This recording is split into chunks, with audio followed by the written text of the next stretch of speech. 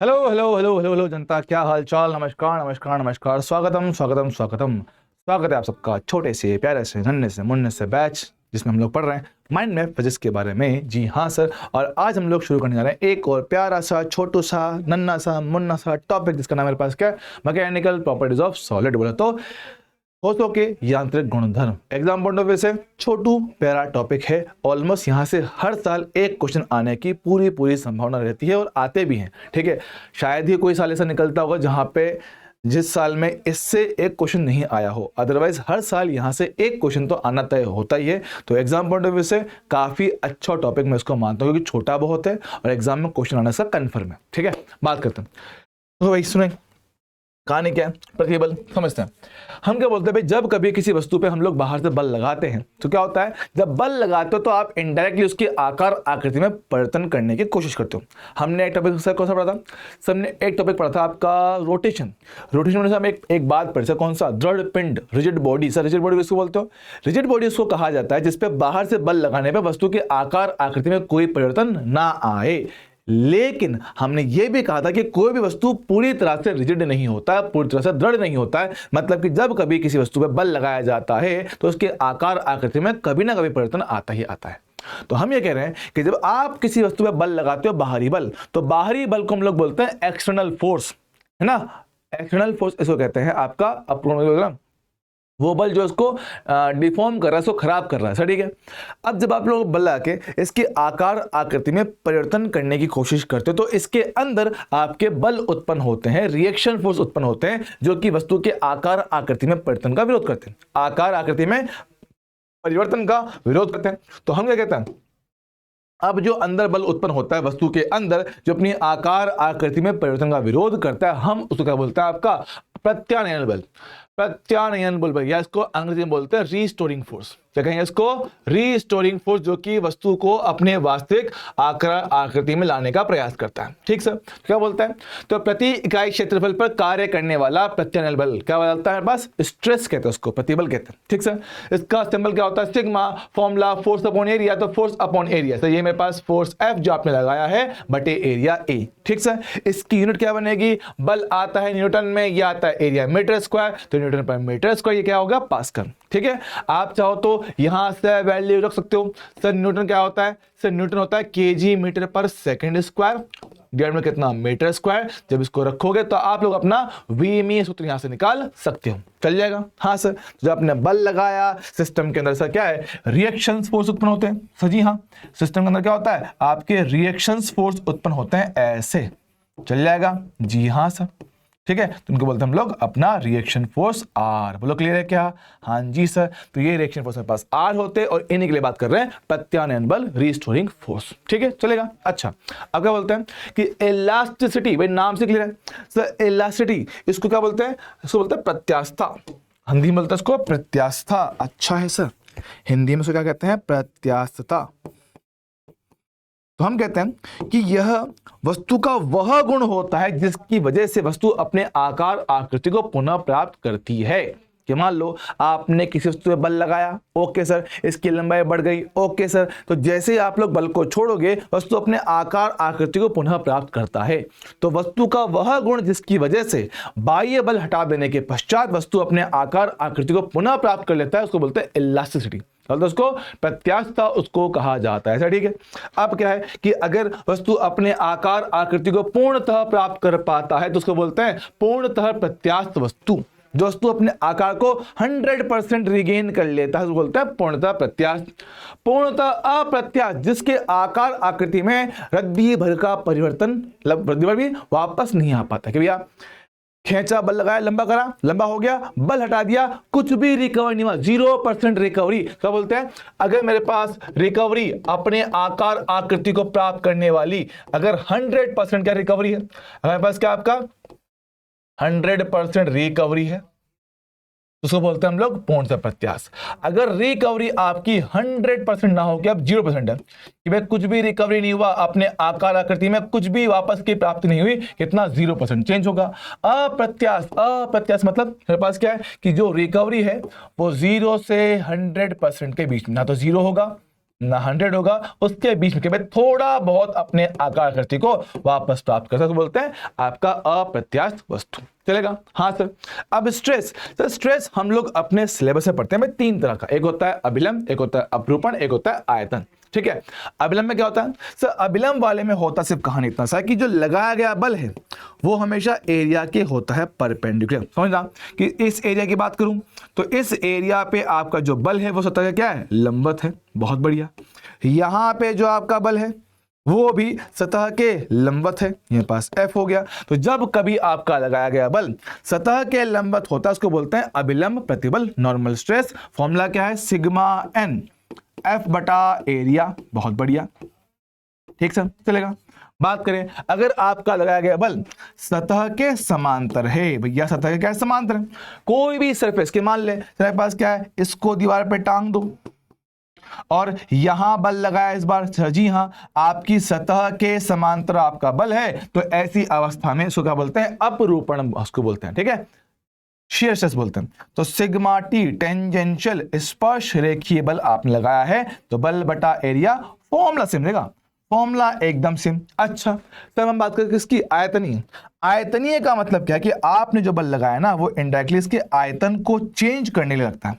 हमारे पास क्या ऐसे आपका एक 3D वस्तु, एक ब्लॉक है, और इस ब्लॉक पे आपने चारों तरफ से ऐसे बल लगाया, भाई यहां भी बल है, यहां भी बल है, यहां बल, यहां बल, हर दिशा से बल लगाया गया है, मतलब इसको कंप्रेस कर रहे हो, हर तरफ से क्या दबा रहे हो। ठीक है, दबाएंगे तो ऐसे में हमारे पास आता है, उसको बोलता है आयतन प्रतिबल या बोले प्रेशर। प्रेशर भी इसको कहते हैं, force upon area, pressure. Fluid में आपने इसको पढ़ा था सर, जी हाँ। तो 3 तरह के स्ट्रेस आपको ये देखने को मिल जाते हैं, पहला सतह के लंबवत, दूसरा सतह के समांतर, तीसरा चारों तरफ से। चारों तरफ से भैया क्या है? वो आपका सिर्फ और सिर्फ एक ही दिशा में था, ये वाला आपका चारों तरफ, आगे पीछे ऊपर नीचे लेफ्ट राइट, हर जगह से आपका सतह के लंबवत बल आता है। क्या बनता है? आयतनीय प्रतिबल। ठीक सर, चलेगा। अच्छा, बात सुनो, अब प्रतिबल की बात कर रहे हैं तो इसमें एक टर्म बोलते हैं भंजन प्रतिबल या बोले आपका ब्रेकिंग स्ट्रेस। नाम से लेगा ब्रेकिंग, जिस पॉइंट पर जाके आपका मटेरियल टूट जाएगा, मतलब कि आपने बल लगाया, बल लगाया, बल लगाया, स्ट्रेस बढ़ेगा, स्ट्रेस बढ़ेगा, बढ़ते बढ़ते एक पॉइंट ऐसा आएगा जब आपका पदार्थ टूट जाएगा। सर ठीक है, तो अधिकतम तनाव या बोले अधिकतम स्ट्रेस जो आपका मटेरियल झेल सकता है उसको बोलते हैं आपका भंजन प्रतिबल। अब भंजन प्रतिबल जो होता है ये मटेरियल का प्रॉपर्टी होता है, मटेरियल का प्रॉपर्टी होता है, मतलब सिर्फ और सिर्फ पदार्थ की प्रकृति पर निर्भर करता है। एक बार आपका पदार्थ फिक्स हो जाए तो ये वैल्यू मेरे पास फिक्स हो जाता है, इसमें कोई चेंज नहीं आता। ठीक है, ठीक है, तो केवल पदार्थ की प्रकृति पर निर्भर करता है। लेकिन हाँ, एक सवाल यहां से और बन सकता है, सर क्या? मैं बोलता हूं सर भंजन बल, भंजन बल की बात करूं, फोर्स आपका ब्रेकिंग फोर्स, समझना सब, breaking stress sigma B, stress का क्या होता है? फोर्स अपॉन एरिया, तो breaking force upon area A. जो ब्रेकिंग फोर्स है it is equal to sigma B into A बनेगा। अच्छा देखना, तो ये तो पदार्थ की प्रकृति पर निर्भर करता है, लेकिन एरिया भाई ये तो पदार्थ की आकृति पर निर्भर करता है। मेरे पास क्या है, जो दिया गया पदार्थ है उसकी आकृति कैसी। अच्छा, तो बात समझेंगे, तो आपका जो भंजन बल है केवल और केवल इसकी वजह से पदार्थ की प्रकृति पर निर्भर करता है, पदार्थ की प्रकृति पर निर्भर करता है, तथा अपने पास चलता है अनुप्रस्थ काल क्षेत्रफल पर निर्भर करता है। पदार्थ की प्रकृति और पदार्थ के क्षेत्रफल पर निर्भर करता है, इन 2 फैक्टर पे। चल जाएगा? Okay sir. तो जब भी ये क्वेश्चन पढ़ो ध्यान से पढ़ना कि वो प्रतिबल की बात कर रहा है या सिर्फ और सिर्फ बल की बात कर रहा है, स्ट्रेस की या फोर्स की। चल जाएगा दोस्त? जी हाँ, जी हाँ, जी हाँ, एकदम बढ़िया, वेरी गुड, वेरी गुड। बात करते कौन सी? विकृति। तो देखो, अब क्योंकि आपने बल लगाया तो उसके आकार आकृति में कुछ परिवर्तन भी आएगा, तो आने वाला परिवर्तन बटे वास्तविक आकार आकृति उसको बोलते हैं हम लोग क्या? विकृति। क्या बोलते हैं? Change in dimension upon original dimension, कि विमा में कितना परिवर्तन हुआ है बटे में आपकी वास्तविक विमा क्या है। सब विमा मतलब जो भी डायमेंशन, जिस भी आपकी फैक्टर में चेंज आया है वो कितना चेंज बटे वास्तविक फैक्टर में कितना था। समझे मेरे पास? क्या बोलते हैं? ये एक यूनिटलेस और डायमेंशनलेस क्वांटिटी होता है। सर एक बार थोड़ा सा और अच्छे से समझा दो, मैं देखते हैं। भाई जैसे सर जिस तरह मेरे पास 3 तरह के प्रतिबल थे, जिस मेरे पास क्या है 3 तरह के प्रतिबल, सर बिल्कुल वैसे क्या होता है 3 तरह की विकृतियां होती है। अभिलंब विकृति समझो, याद करो जब मैंने बल लगाया था सतह के लंबवत ऐसे, सर जी हाँ, तो होता क्या है जब आप ऐसे बल लगाओगे तो उसकी लंबाई में कुछ ना कुछ परिवर्तन देखने को मिल जाता है। कि मान लो कि आपने बल लगाया, सर लंबाई थोड़ा सा बढ़ गया, सर ठीक है, लंबाई थोड़ा सा बढ़ा दिया गया इस बल की वजह से। देखो ये पास क्या लंबाई हो गया, अच्छा सर लंबाई मेरे पास पहले से क्या है थोड़ा सा ज्यादा है, तो कितना हो गया मेरे पास, ये पूरी लंबाई पहले की तुलना में थोड़ा सा ज्यादा है। तो वही स्ट्रेन का सिंबल होता है छोटा ई, अभिलंब है तो एन होगा नॉर्मल। कितना परिवर्तन, सर पहले एल था, अभी डेल्टा एल बढ़ गया, तो परिवर्तन है डेल्टा एल बटे वास्तविक लंबाई एल, ये है आपका अभिलंब विकृति। वाह सर बहुत बढ़िया, शाबाश। यहां बात करता हूं कि मानो मेरे पास ये वस्तु था, हाँ सर आपने इसको दीवार पे फिक्स करके किसी एक तरफ बल लगाया था, जी हाँ मैंने यहां बल लगाया। जब यहां बल लगाओगे तो क्या है ये वाला हिस्सा थोड़ा सा ऊपर शिफ्ट होता है, ये हिस्सा थोड़ा सा ऊपर शिफ्ट होता है, सर जी हाँ। तो शिफ्टिंग की वजह से इसकी जो आकृति कुछ हो जाती है ऐसी, ऐसे, ये हुआ शिफ्टिंग। अच्छा मतलब ये वाला हिस्सा थोड़ा सा आगे की ओर बढ़ गया है, सर कितना डेल्टा बढ़ गया। वास्तविक लंबाई कितना एल है, तो आपका टेंजेंशियल विकृति क्या होता है, कितना आगे चला गया वो बटे में वास्तविक लंबाई कितना था ये। अच्छा ये आपका होता है अपरूपण विकृति। अपरूपण विकृति इसको कहा है सर, आप इसको क्या है छोटू एंगल फाई से भी देख सकते हो। फाई क्या होता है, सर फाई को हम लोग बोलते हैं शेयर एंगल, अपरूपण कोण, इसको अपरूपण कोण भी कहा जाता है, इसको अपरूपण कोण भी कहा जाता है। क्या ये बात सबको क्लियर है क्या? अरे हाँ सर ये बात बिल्कुल आसान सीधा सिंपल सरल सा मेरे पास हो जाएगा। ठीक है सर, मेरे पास क्या है ऐसे ही अगर कोई वस्तु मेरे पास आयतन वाली है ना, कोई वस्तु मेरे पास क्या है ये आयतन वाला है, ले भाई तो हमने क्या है हमने इस पर बल लगाया तो भाई इसका आयतन पहले से थोड़ा सा कम हो गया, ले भाई देखो, ओहो लो बस देखो सर आपने क्या, सर आपने चारों तरफ से इस पे लगाया था बल, प्रेशर, हाँ सर, और उससे से क्या हुआ जो आयतन पहले v था अब वो v माइनस डेल्टा v हो गया। तो बोलते हैं आयतनीय विकृति डेल्टा v, कितना बदलाव है डेल्टा v कम हुआ है इसलिए माइनस है, वास्तविक कितना सर v था, ये आपका आयतनीय विकृति होता है। अब देखो सर लंबाई बटा लंबाई कट जाएगा, आयतन बटा आयतन कट जाएगा, लंबाई बटा लंबाई कट जाएगा, तो बस क्या होता है विकृति हमेशा आपका यूनिटलेस और डायमेंशनलेस होता है, मतलब कि ना तो इसकी कोई मात्रक होता ना ही इसका कोई विमा होता है। क्लियर दोस्त? हाँ जी सर बढ़िया है, वेरी गुड, एक नंबर। जरा आगे बढ़ते देखो, अब मेरे पास क्या है पदार्थ भैया हम देखते थे यहाँ पर जनरली दो टाइप के। सर दो टाइप के कौन से समझेंगे? दो टाइप के पदार्थ भैया समझना, स्ट्रेन कर्व, एक होता है डक्टाइल, डक्टाइल को भी हम लोग कहते हैं हिंदी में तन्य पदार्थ, तन्य पदार्थ इनको कहा था, मतलब कि सब वो पदार्थ जिनमें तनन अच्छा होता है, मतलब जिनकी लंबाई में परिवर्तन अच्छा खासा होता है, वो वाले पदार्थ जो कि टूटने से पहले एक अच्छा खासा लंबाई में परिवर्तन शो करते हैं, दिखाते हैं। देखो सर एफ क्या है, एफ है आपका फ्रैक्चर पॉइंट, तो ये पॉइंट जहां पर आपका पदार्थ टूट के खराब हो जाएगा। देखो तो क्या इसकी विकृति काफी अच्छी खासी है? हाँ सर टूटने से पहले इसकी लंबाई में अच्छा खासा परिवर्तन देखने को मिल जाता है ना, मतलब कि टूटने से पहले इनकी लंबाई में चेंज आपको देखने को मिल जाता है। अच्छा लेकिन मैं कहता हूं सर एक पदार्थ आपका ऐसा भी है जो टूटने से पहले अपनी लंबाई में कोई खास पदार्थ का खास परिवर्तन नहीं दिखा, इसको बोलते हैं ब्रिटल मेटल। ब्रिटल मतलब भंगुर पदार्थ, भंगुर पदार्थ इनको कहते हैं। ठीक है ये बात चाहो तो आप लोग खुद से ऐड कर लेना। ठीक है क्या बोलते हैं डेल्टा एल है ना, कि टूटने से पहले है ना विकृति इनमें आती है अधिक, इनमें क्या होता है विकृति थोड़ी सी अधिक देखने को मिलता है। और सर इनमें क्या होता है, सर इनमें विकृति होती ना के बराबर, विकृति ना के समान, नगण्य होता है, नगण्य। ठीक है तो क्या होता है विकृति क्या होता है नगण्य होता है सर। ठीक है और अगर ध्यान देंगे सर दोनों में देखो सर शुरुआत में क्या है, शुरुआत में सर स्ट्रेट लाइन ग्राफ मिलता है पॉइंट ए तक, शुरुआत में आता है पॉइंट ए तक स्ट्रेट लाइन ग्राफ आपको देखने को मिल जाता है सर। बहुत बढ़िया बहुत बढ़िया। तो इस ए को हम लोग बोलते हैं समानुपाती सीमा सर। क्यों? क्योंकि यहां तक क्या होता है समानुपाती सीमा तक आपका जो स्ट्रेस होता है वो समानुपाती होता है स्ट्रेन के। जो आपका स्ट्रेस होता है वो समानुपाती होता है किसके, स्ट्रेन के। सर बहुत बढ़िया, चलेगा क्या? हाँ जी सर। अब और एफ आपका होता है फ्रैक्चर पॉइंट। फ्रैक्चर मतलब कि अधिकतम तनाव या बोले अधिकतम स्ट्रेस जो आपका पदार्थ झेल पाए, ब्रेकिंग स्ट्रेस। बहुत बढ़िया, है ना, क्या पास होता है ये, ब्रेकिंग स्ट्रेस। चल जाएगा दोस्त? हाँ जी सर, वेरी गुड, शाबाश। चलेगा दोस्त, दौड़ेगा। अच्छा, ये हो गया। अब इसका हमारे पास क्या, प्रपोर्शनल लिमिट को उठा के एक साइंटिस्ट ने कह दिया अपना नियम, हुक्स लॉ। हुक्स लॉ में क्या बोलता है, सिंपल कि भैया समानुपाती सीमा तक सिग्मा समानुपाती होता है ई के, समानुपाती हटाएंगे एक नियतांक ऐसा, ई को बोलते हैं हम लोग प्रत्यास्थता गुणांक, मॉडुलस ऑफ इलास्टिसिटी। अगर इसकी समीकरण को ध्यान से देखोगे, इसकी समीकरण को ध्यान से देखा जाए तो y बराबर m इंटू एक्स से मिलता है।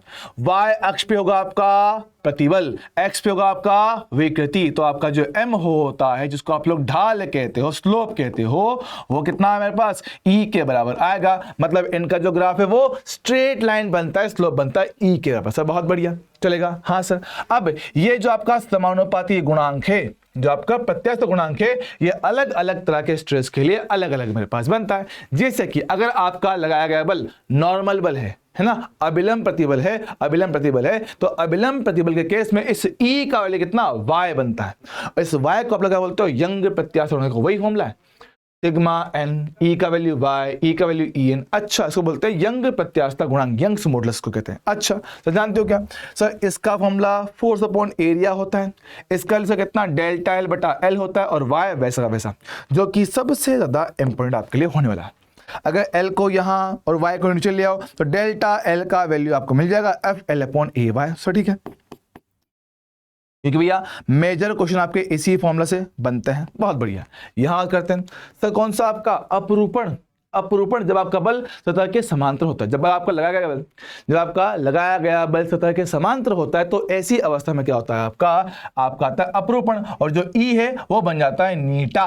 नीटा नीटा नी नी नी नीटा नीटा। तो देखिए क्या बोलते हैं उसको, दृढ़ता गुणांक कहते हैं, मॉडुलस ऑफ रिजिडिटी। क्या बोलते हैं उसको, मॉडुलस ऑफ रिजिडिटी कहते हैं। तो भैया मैं आपको इंग्लिश इसलिए लिख के देता हूं क्योंकि एग्जाम में क्या होता है ना, हिंदी में कुछ गड़बड़ हो सकता है लेकिन इंग्लिश में गड़बड़ नहीं करते हैं लोग। ठीक है, हिंदी के क्वेश्चन की लैंग्वेज लिखने में गड़बड़ हो जाती है लेकिन इंग्लिश में कभी नहीं होता। ठीक है दोस्त, चलेगा? हाँ जी सर। तो मॉडुलस ऑफ रिजिडिटी को कहते हैं फॉर्मूला भाई, एफ टी बटा एरिया डेल्टा बटा एल, और नीटा मेरे पास नीटा है सी। ठीक सर, सेम तरह से किससे बात कर भैया, आयतन में। तो भैया आयतन में लगा था प्रेशर, समानुपाती नियतांक बनता है बी को बोलते हैं बल्क मॉडुलस है, इसको हिंदी में भी ही बोलते हैं, है ना। ज्यादा आप इसको बोल पाओगे आयतन प्रत्यास्थता गुणांक, ये कह सकते हो उसको, आयतन प्रत्यास्थता गुणांक आप इसको कह सकते हो। ठीक है, चल जाएगा? हाँ सर। मेरे पास क्या है, P B delta B by B. Sir ठीक है, ये बात अपने याद रखना है। तो तीन तरह के प्रतिबल, तीन तरह की विकृतियां, और तीन ही तरह मेरे पास क्या है, समानुपाती गुणांक मेरे पास देखने को मिल जाते हैं। ठीक है दोस्त, चलेगा? हाँ जी सर, वेरी गुड, शाबाश। अब देखो कुछ स्टैंडर्ड से अपने पास क्वेश्चन होते हैं कि अगर दो छड़ या दो तार को एक साथ श्रेणी क्रम में लगा दें, दो छड़ या दो तारों को आपस में श्रेणी क्रम में लगा देते हैं और उनका यंग प्रत्यास्थता गुणांक y1 y2 है, और अगर आप लोग इन दोनों को एक साथ दोनों तरफ से बल लगाओ, चाहे खींचना हो चाहे दबाना हो, कोई कदली बात नहीं है ना, बल लगाया जाए तो क्या होगा, इनके लिए आपका तुल्य यंग प्रत्यास्थता गुणांक से क्या होता है, 2y1 upon y1 plus y2 से क्या है पास, तुल्य यंग प्रत्यास्थता गुणांक। तुल्य यंग प्रत्यास्थता गुणांक। ठीक है, श्रेणी क्रम में सेम काम ये, अगर आप छड़ों को क्या है आपस में समांतर में जोड़ दो, समांतर में जोड़ोगे तो उनके लिए मेरे पास क्या है, y equivalent y1 plus y2 बटा 2। जब पास डायरेक्टली आप लोग एज अ फॉर्मूला इनको यूज कर सकते हो क्वेश्चंस में, चल जाएगा? यस सर, या एग्जाम में डायरेक्टली इनको पूछा जा सकता है। ठीक सर, अगला मेरे पास क्या है, कुछ स्पेशल केस है कि मानो मेरे पास क्या है, बाह्य बल के कारण लंबाई में प्रसार, कि भैया मेरे पास क्या एक तार है, आपने उसको किसी बल या भार के साथ टांग दिया है और उसकी लंबाई में परिवर्तन की बात करते हो। डब्ल्यू वेट लगाया सर, वेट लगाओगे डब्ल्यू तो बेस पे बल आया, हाँ सर, तो बल बटा एरिया बराबर यंग प्रत्यास्थ गुणांक delta L by L. Sir जी हाँ, तो हमें क्या है, डेल्टा एल निकालना है, बल का मान क्या होगा डब्ल्यू, तो डब्ल्यू इंटू एल बटा ए इंटू वाई, मेरे पास क्या है आपका लंबाई में होने वाला प्रसार।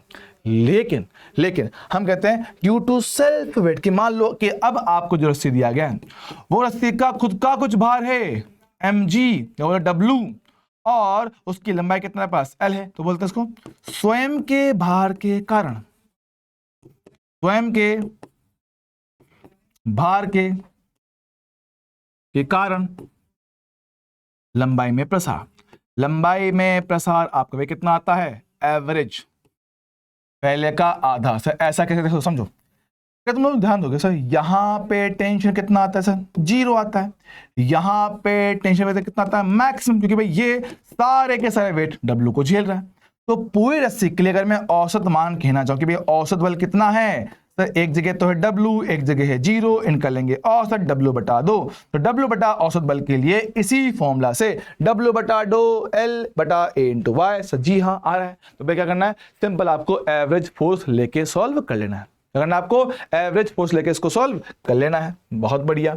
अब प्रत्यास्था स्थितिज ऊर्जा समझेंगे सर, बिल्कुल स्प्रिंग की तरह काम करता है, एकदम स्प्रिंग की तरह ना, जैसे आपका होता है हाफ के एक्स स्क्वायर। हाँ सर, तो जैसे स्प्रिंग का प्रसार होता है हाफ के एक्स स्क्वायर और उसमें कितना आपको इतना कार्य करना पड़ता है, यही सिस्टम की ऊर्जा के रूप में क्या है संचित होता है। सर जी हाँ, तो बिल्कुल सेम टू सेम तरीके से आपका क्या 1/2 एफ इंटू डेल्टा बनता है। सर एफ बोले तो बाह्य बल, डेल्टा बोले तो लंबाई में होने वाला परिवर्तन। चाहो तो इससे बन सकता है, देखो 1/2 के एक्स स्क्वायर है तो के एक्स लिखो एक साथ और एक्स लिख लो अलग, तो ये होता है बल। यस सर, तो 1/2 के एक्स हो गया बल और एक्स होता है लंबाई में होने वाला परिवर्तन। सर जी हाँ, तो 1/2 बल इंटू आपका लंबाई में होने वाला परिवर्तन। तो लिखता मेरे पास यहाँ पर 1/2 एफ कितना आपका बल, जो आपने बल लगाया है बल, दूसरा पास क्या है लंबाई में परिवर्तन,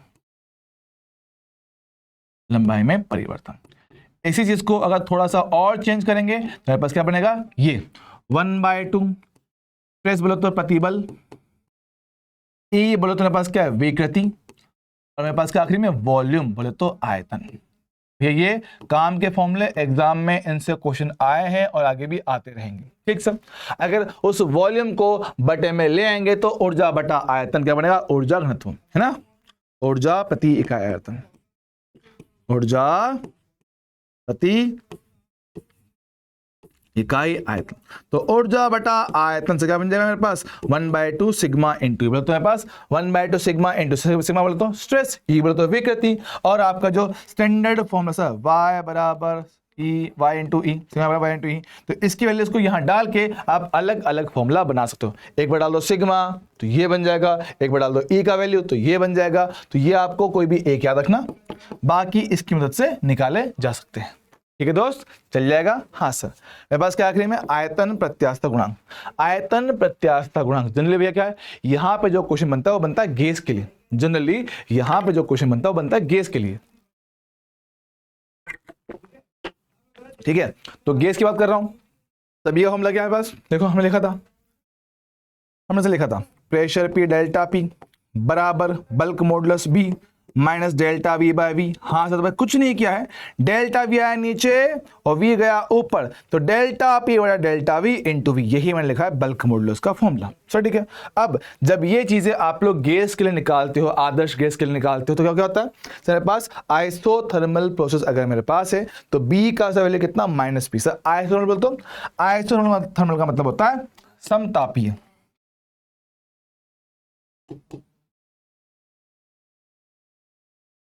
समतापीय प्रक्रम इसको कहते हैं, समतापीय प्रक्रम इसको कहते हैं। ठीक है, चल जाएगा। और इसको क्या बोलते हैं, हम लोग बोलते हैं आपका क्या बोलते हैं इसको, एडिया क्या बोलते हैं, रुक जाओ, रुद्रोष्म, रुद्रोष्म प्रक्रम इसको कहते हैं, रुद्रोष्म प्रक्रम इसको कहा जाता है ना, जानते हो ना, समतापीय मतलब जहां पे टेम्परेचर कांस्टेंट होता है, और रुद्रोष्म मतलब पीवी की पावर गामा बराबर कांस्टेंट, मतलब कि जिसमें आपका ऊष्मा का कोई भी आदान प्रदान नहीं, तो उसको बोलते हैं रुद्रोष्म। तो उनके पास है बी का वैल्यू -P और इसके लिए कितना माइनस गामा इंटू पी, ये मेरे पास फॉर्मूला होता है जिसको आपको याद रखना है। चल ठीक है, चलेगा। अब मेरे पास आखिरी बात है संपीड्यता। संपीड्यता को भैया हम लोग कहते हैं इंग्लिश में कंप्रेसिबिलिटी, कि भैया कितना आसानी से पदार्थ को दबाया जा सकता है, तो कंप्रेसिबिलिटी है ना। तो भैया जो कंप्रेसिबिलिटी होता है वो बी से होता है एकदम उल्टा। बी बोले तो बल्क मॉडुलस। बल्क मॉडुलस क्या होता है, इनडायरेक्टली ताकत को दिखाता है, ताकत को, कि भैया बल्क मॉडुलस जितना ज्यादा होगा पदार्थ उतना ज्यादा पावरफुल रहेगा और उसके आयतन में चेंज करना उतना मेरे पास मुश्किल रहेगा। तो अगर ताकत ज्यादा है कंप्रेस करना नामुमकिन है। तो भैया अगर बी बहुत ज्यादा होता है, बल्क मॉडुलस ज्यादा है, तो उसको कंप्रेस करना नामुमकिन सा होता है। लेकिन अगर बल्क मॉडुलस कम हो, पदार्थ की ताकत कम हो, ताकत कम होगा, तो उसको कंप्रेस करके उसके आयतन को चेंज किया जा सकता है। अच्छा, तो बोलते हैं अगर मेरे पास दिया गया है कि कोई असंपीड्य द्रव है, इनकंप्रेसिबल मेरे पास फ्लूइड है, तो क्या होता है उसके आयतन में परिवर्तन क्या है, ना के बराबर, जीरो। असंपीडित जिसको कंप्रेस नहीं कर सकते हो, जिसको संपीड़ित नहीं कर पा रहे हो, तो डेल्टा वी कितना आएगा, जीरो। डेल्टा वी जीरो होगा तो उसका क्या होता है, बी आपका अनंत, कि भाई बी का मान बहुत ज्यादा है, सी का मान कितना, जीरो होता है। बहुत बढ़िया। मेरे पास क्या है, पॉइजन रेशियो। क्या बोलते हैं कि सर जब कभी किसी वस्तु पर बल लगाते हो तो लंबाई बढ़ने के साथ साथ क्या होता है, उसके बीच की मोटाई कम हो जाता है। हाँ सर देखो कुछ ऐसी कहानी है कि भाई मेरे पास क्या है, ये आपका कोई वस्तु था, आपने इस पे क्या बाहर से बल लगाया, खींचा इसको, सही हाँ, तो आपके बाहरी बल की वजह से इसकी लंबाई तो बढ़ जाएगा, इसकी लंबाई तो बढ़ जा रहा है, लेकिन भैया इसका एरिया कम हो जा रहा है। देखो हाँ सर, कि लंबाई तो पहले की तुलना में ज्यादा है, L प्लस डेल्टा L है, लेकिन सर क्या है, पहले मेरे पास जो इसका आयतन था सर वो मेरे पास है, बोले इसके जो मोटाई है तो कितना D था, अब मोटाई सब पहले से कम हो गया। अच्छा अच्छा अच्छा अच्छा, तो हम ये कह रहे हैं कि पॉइजन्स रेशियो आपको इनडायरेक्टली ये दिखाता है कि अनुप्रस्थ विकृति का अनुदैर्ध्य विकृति के साथ अनुपात कितना है। सर अनुप्रस्थ बोले तो अनुप्रस्थ का मतलब है कि जहां बल लगाया गया उसके लंबवत, तो बल है यहां पे, उसके लंबवत यहां कितना चेंज है, तो डेल्टा डी बटा डी, ये है आपका अनुप्रस्थ विकृति, और अनुदैर्ध्य लंबाई के साथ साथ डेल्टा एल बटे वास्तविक लंबाई एल। डन है। तो मेरे पास क्या है, आपका पॉइजन रेशियो होता है। ठीक है, चलेगा। अब इससे जुड़े खास बातें, ये दो पॉइंट दिमाग में सेट कर लो, याद कर लो कि अगर सिग्मा का मान 0.5 होता है तो वस्तु के आयतन में चेंज कितना, जीरो आता है। तो आज तक आपने जितने क्वेश्चन किए कि खींच के पकड़ के लंबा कर दो, आपके आयतन में कोई चेंज नहीं है, आप वो लोग वहां पे बाय डिफॉल्ट ये मान के चलते हो क्या कि अगर पॉइजन रेशियो का अनुपात 0.5 है तो आयतन में परिवर्तन कितना आएगा, जीरो आएगा। चलेगा दोस्त, दौड़ेगा, शानदार। और इसका मान आपके पॉइजन रेशियो का जो अनुपात है वो कभी भी 0.5 से ज्यादा नहीं हो सकता, हमेशा उससे कम आता है। पॉइजन रेशियो का मान हमेशा मेरे पास क्या होता है, 0.5 से कम ही आएगा, चाहे जो मर्जी कर लो। ठीक है, चल जाएगा, ओके। और लास्ट में मेरे पास क्या है, से कुछ काम की बातें याद रख ली कि आपके जो है प्रत्यास्थता गुणांक है, प्रत्यास्थता गुणांक का आपस में संबंध होता है, जो ये फॉर्मूले होते हैं इनको रटना पड़ेगा। y यंग प्रत्यास्थता गुणांक, b आपका बल्क मॉडुलस, सिग्मा आपका पॉइजन रेशियो, आपका नीटा होता है दृढ़ता गुणांक, और तो बाकी सब सेम ही है। ठीक है, तो आपको इन फॉर्मूलों को याद रखना पड़ेगा, और ये होता है आपका इसका माइंड मैप समाप्त। इतना सा, हाँ भाई बहुत छोटा सा इतना है टॉपिक है, और यहां से क्वेश्चन ऑलमोस्ट हर साल एक बनना कन्फर्म है, जो बताया गया इन्हीं से क्वेश्चन आता है। ठीक है, तो अगली क्लास में मिलते हैं इसके छोटे मोटे कुछ सवालों के साथ, वो भी काफी छोटा होगा। तो आई होप सारी बातें आपको क्लियर होगा। मिलेंगे अगली बार, तब तक के लिए ओके, टाटा।